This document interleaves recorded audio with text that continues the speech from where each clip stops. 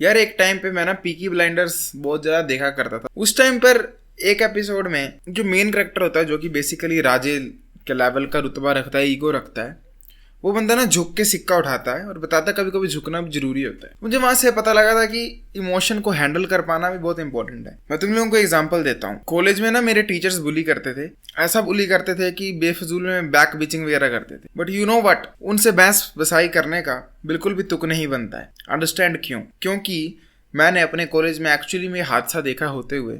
Teachers ने एक लड़के को मिलकर पीटा था, जैसे बड़े लोग आपस में एक्चुअल में फाइट करते हैं वैसे ही 5-6 टीचरों ने एक लड़के को पीटा था। बाद में पुलिस बुलाई थी, उसको अरेस्ट भी करवाया था। क्यों? उस टीचर का और उन बच्चों का कुछ आपस में पंगा पड़ गया था।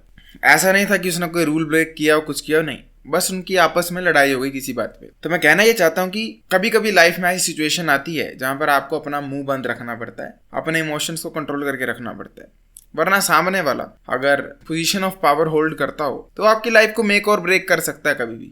Power is only given to those who are prepared to lower themselves to pick it up. है ना? अगर एक रेड लाइन आपके करेक्टर सर्टिफिकेट वगैरह पे लग जाए तो बात खत्म। फिर आप देश के बाहर नहीं जा सकते, कहीं का वीजा नहीं लगता जब तक वो केस खत्म नहीं होगा। मे बी आप दोबारा एग्जाम ना दे पाओ, है ना? तो कभी कभी अपनी भलाई के लिए अपनी जुबान को कंट्रोल में रखना पड़ता है और कभी कभी अपने इमोशंस को भी कंट्रोल में रखना पड़ता है। ये कहना आसान है, करना बहुत मुश्किल है। कितने बंदे गुस्से में किसी से भी लड़ पड़ते हैं, बाद में रिग्रेट होता है।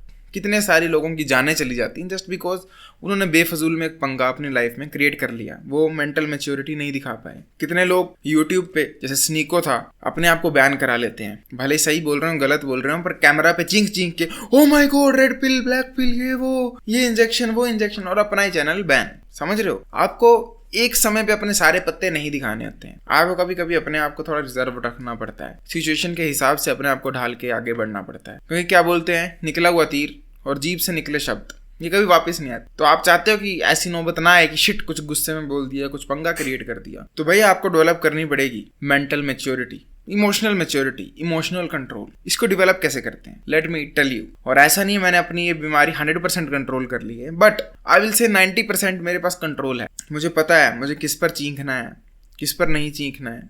कभी कभी डांट भी खानी पड़ती है, लॉन्ग टर्म प्लान के हिसाब से चलें तो, क्योंकि आज निकला हुआ गुस्सा कल के प्लान खराब कर सकता है। So on. तरीका बहुत ही ज्यादा सिंपल है भाई।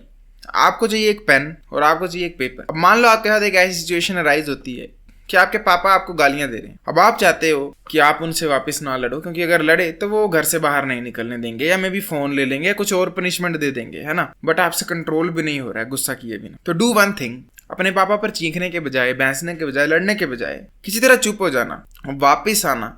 जैसे ही पापा जाते हैं, कुछ भी होता है, पेपर पकड़ना, या अपने फोन पे भी नोटपैड खोल सकते हो, और आपने जो जो बोलने का मन है उस पेपर पे लिख दो या नोटपैड पे लिख दो। लिख के 5 सेकंड के लिए फोन को, पेपर को साइड में रख दो, डीप सांस लो, एंड यू विल नोटिस आपका गुस्सा शांत हो गया। आपने अपने सबकॉन्शियस माइंड को ट्रिक कर दिया और उसको ऐसा फील करा दिया कि हमने सच में ही सुना दिया दूसरे बंदे को, और फिर दिमाग शांत हो जाता। मैं ये वाली ट्रिक ना अनजाने में 3rd 4th में यूज किया करता था। मुझे बचपन से ऐसा सिखाया गया था कि जो बच्चा टीचर से बहस बसाई करता है वो बुरा बच्चा होता है। तो अगर मेरे को कोई टीचर बेफजूल में थप्पड़ मार देती थी, जैसे किसी और की गलती की वजह से, तो मैं उनसे बहसता नहीं था। या मेरी गाड़ी का ड्राइवर मुझे बुली करता था, खिड़की की सीट नहीं देता था, तो मैं उनसे बहसता नहीं था। मुझे लगता था मैं बुरा बन जाऊंगा, पर गुस्सा था। तो मैं क्या करता था, घर आके WWE की गेम ऑन करता था, और उसमें ना मैंने वो टीचर्स और वो ड्राइवर्स वगैरह के रेसलर बनाए हुए थे और उनको पीटता था गेम में। बट फॉर सम रीजन मेरा दिमाग ठंडा हो जाता था और पूरा गुस्सा निकल जाता था। अब देखो, तुम लोग बोलोगे कि भाई मेन मुश्किल पार्ट ये है कि हमें चुप रहना होता है,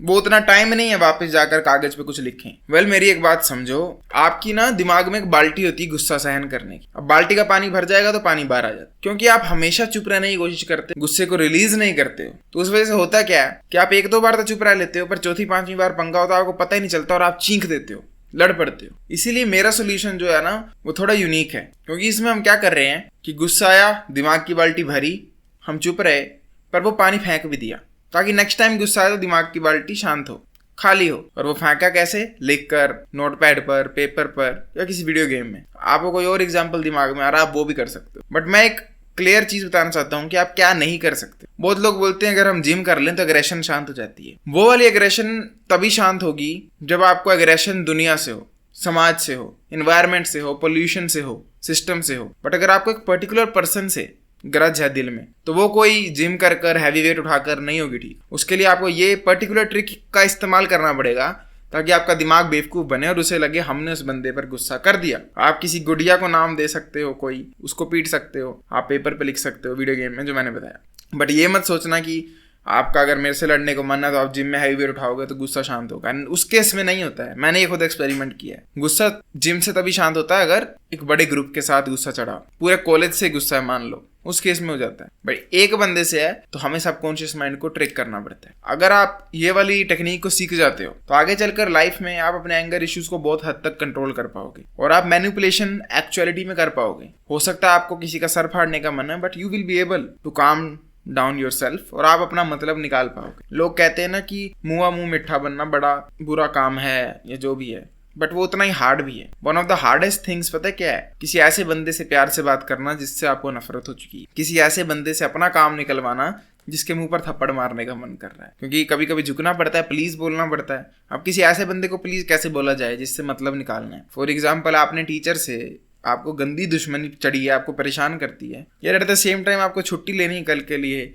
आपको बोलना है मैम कल छुट्टी चाहिए, तो आप कैसे बोलोगे? इसलिए आपको मियाँ मुंह मिठा बनना भी सीखना चाहिए और अपने गुस्से को कंट्रोल करना आना चाहिए। तो आप अपने गुस्से को पहले ही शांत कर लो, जो मैंने ट्रिक बताई वो इस्तेमाल कर, ताकि आप बाद में अपना काम निकाल पाओ। ये बहुत इंपॉर्टेंट लाइफ स्किल है और इससे आप बहुत सारे पंगों से, बहुत सारी दुश्मनियों से बचोगे। अपने दिमाग में बेफजूल स्ट्रेस भी नहीं रखो। बाकी मुझे बताना ये ट्रिक आपके लिए वर्क करती है या नहीं, और अगर आपके पास कोई और ट्रिक है लेट मी नो कमेंट कर। कमेंट से याद आया, पिन कमेंट में आपको मेरा चैटमैक्स कोर्स मिल जाएगा। अगर आप उसमें इंटरेस्टेड हो तो make sure you check out.